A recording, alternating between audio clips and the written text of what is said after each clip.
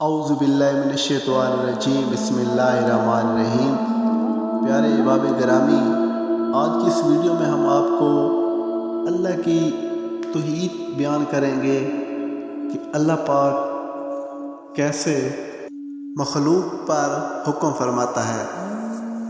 تو آئیے، لوگوں پر ایک ایسا زمانہ آئے گا جس میں آدمی اس بات کی پرواہ نہیں کرے گا کہ اس نے جو مال کمایا ہے وہ حلال ہے یا حرام ہے، اور اللہ کی مدد ساتھ ہو تو آگ کی کیا مجال کہ آپ کا کچھ بگاڑ سکے۔ حضرت آدم علیہ السلام اور حضرت ابراہیم علیہ السلام کی زندگیوں سے یہ بھی سیکھا ہے، پریشان ہونے والوں کو کبھی نہ کبھی سکون مل ہی جاتا ہے، لیکن پریشان کرنے والے ہمیشہ سکون کی تلاش میں ہی رہتے ہیں۔ اپنے رب سے مانگا کرو، کیونکہ نہ وہ ذات دیکھتا ہے اور نہ ہی اوقات دیکھتا ہے۔ اللہ پاک جیسے ہو انسان کو عطا کر دیتا ہے۔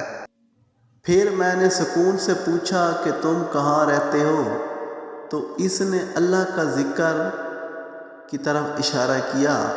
ساتھ ہی کھڑے ہوئے سمجھدار علم نے بتایا کہ یہ لوگوں کی مدد میں بھی آپ کو ملے گی۔ اللہ کا ذکر سے انسان کو سکون ملتا ہے، نہ کہ در بدر کی ٹھوکریں کھانے سے سکون ملتا ہے۔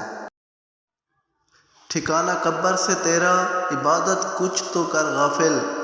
کہاوت ہے کہ خالی ہاتھ کسی کے گھر جایا نہیں کرتے۔